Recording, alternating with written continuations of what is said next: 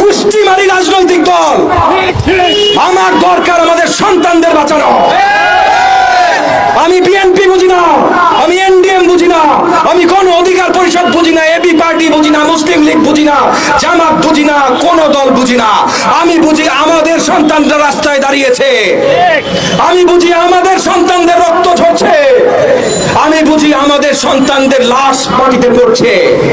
এইটা আমরা হইতে দিব না।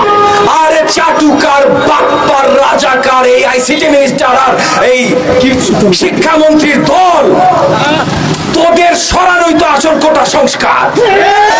কোটা সংস্কার মানে ওই দপ্তর থেকে টেনে হেঁচড়ে নামিয়ে তোদেরকে সরানোর সংস্কার।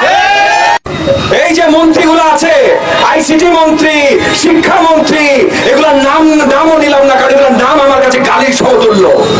এর আগে একটা ফেসবুক পোস্ট দিচ্ছিল 2 দিন আগে, এই